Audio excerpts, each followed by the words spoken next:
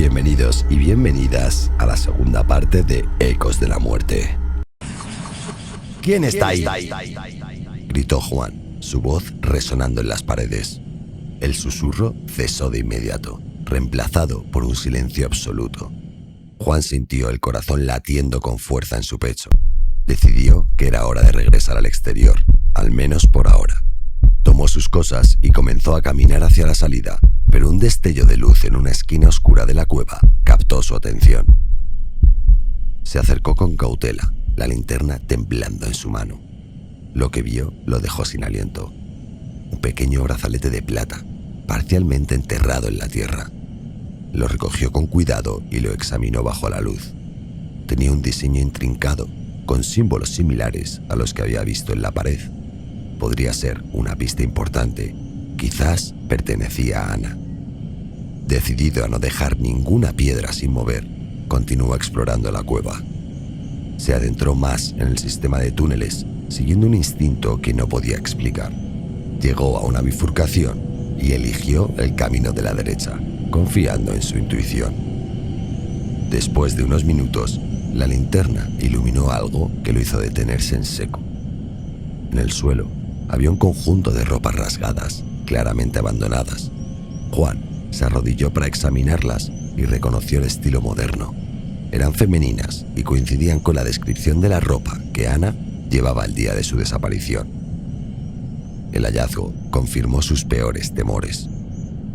Algo terrible había sucedido en esta cueva y Ana había estado aquí.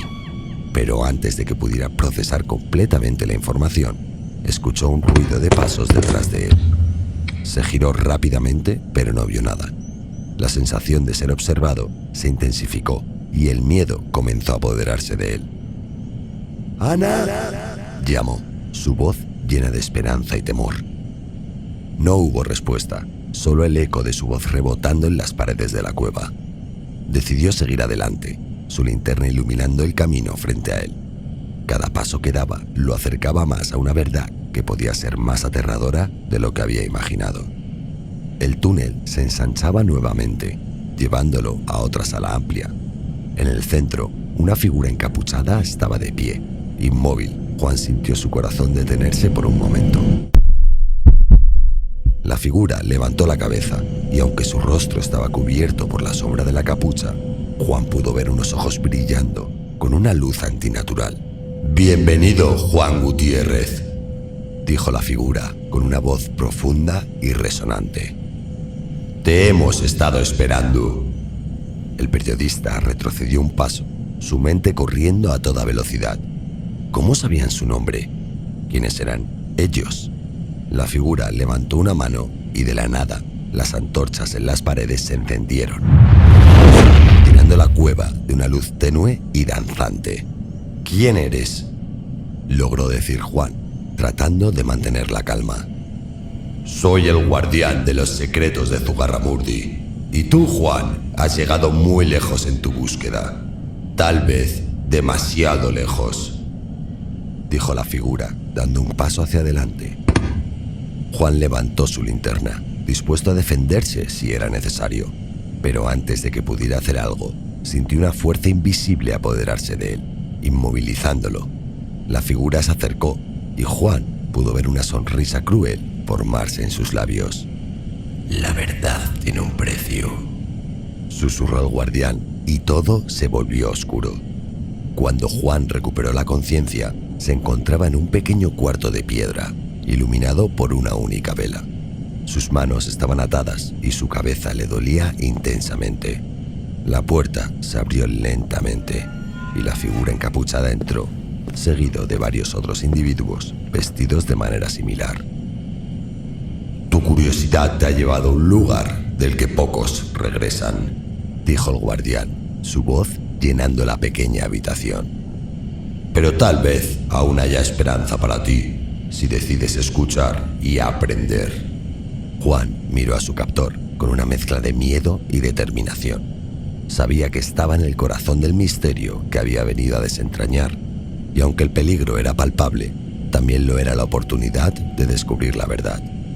Lo que no sabía era si esa verdad lo liberaría o lo condenaría para siempre.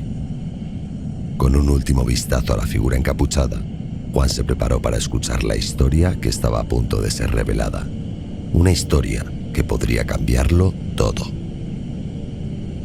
Juan se esforzó por mantener la calma mientras los encapuchados se alineaban en la habitación, sus rostros ocultos tras las sombras de sus capuchas. El guardián, que parecía ser el líder, tomó asiento en un viejo banco de madera, sus ojos fijos en Juan. «Lo que estás a punto de escuchar no es una historia para los oídos de los vivos», dijo el guardián. «Pero tú, Juan, has demostrado ser más curioso y valiente que la mayoría. Tal vez merezcas conocer la verdad». El periodista asintió lentamente, intentando aparentar más valentía de la que realmente sentía.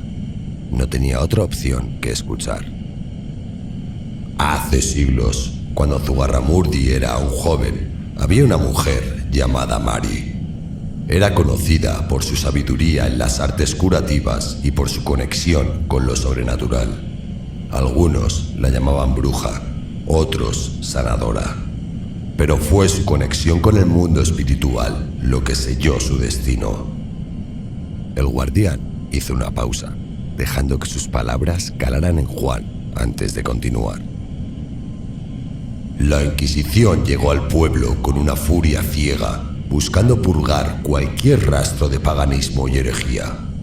Mari fue capturada, torturada y finalmente condenada a la hoguera.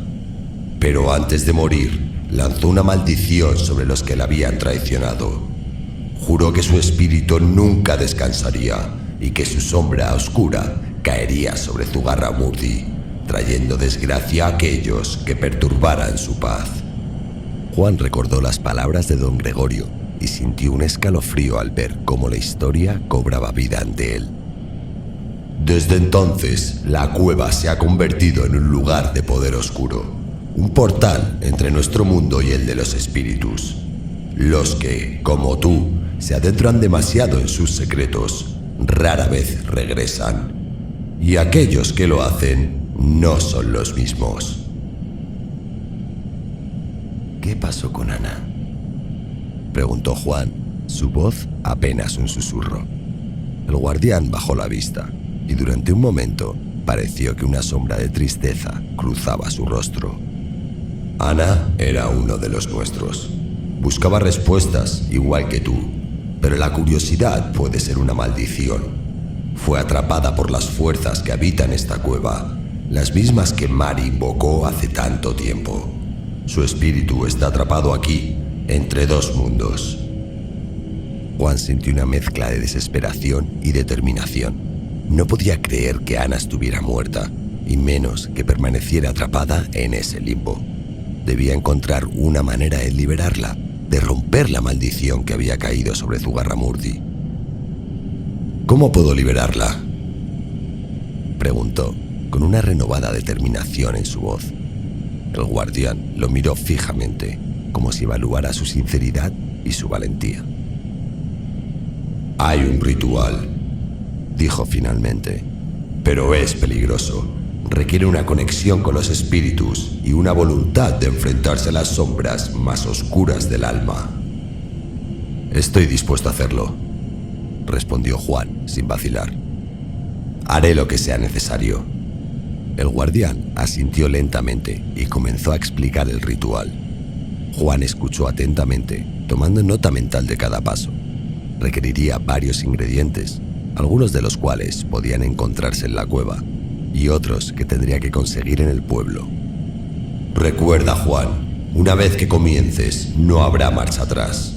Si fallas, te unirás a los espíritus atrapados aquí para siempre».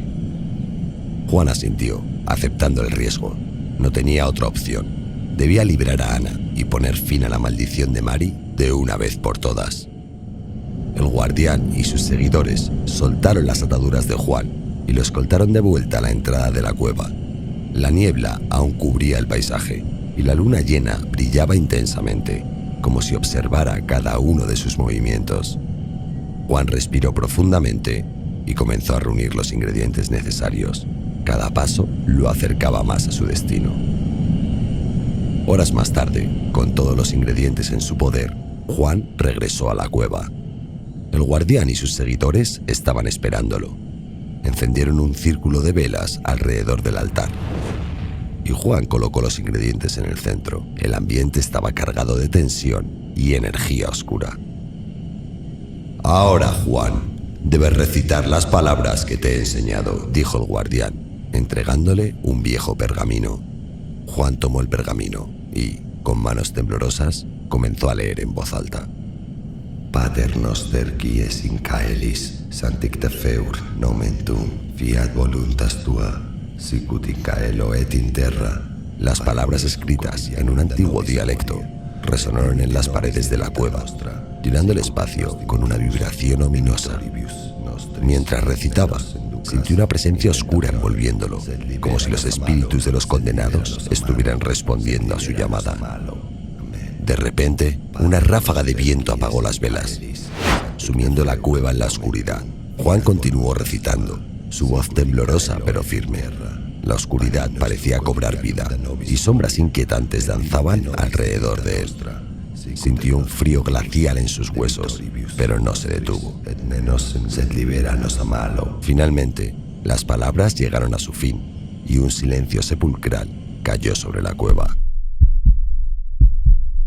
Por un momento, nada sucedió. Luego, una figura etérea comenzó a formarse en el centro del círculo. Era Ana, su rostro pálido y sus ojos llenos de tristeza. «Gracias, Juan. Me has liberado», susurró, su voz apenas audible. Antes de que pudiera responder, la figura de Ana se desvaneció y la oscuridad que había llenado la cueva comenzó a disiparse. Las velas se encendieron de nuevo.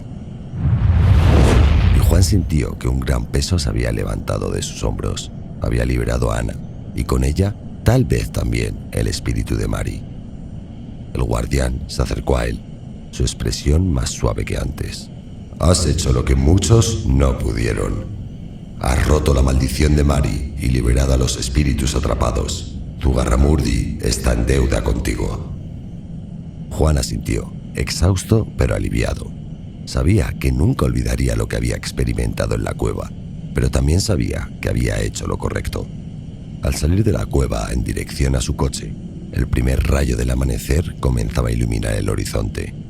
Sentía una nueva esperanza en el aire, como si el pueblo entero respirara un poco más libremente. Subió a su coche y comenzó a conducir de regreso, dejando atrás las sombras de Zugarramurdi, pero llevando consigo la historia que cambiaría la forma en que el mundo veía ese pequeño pueblo.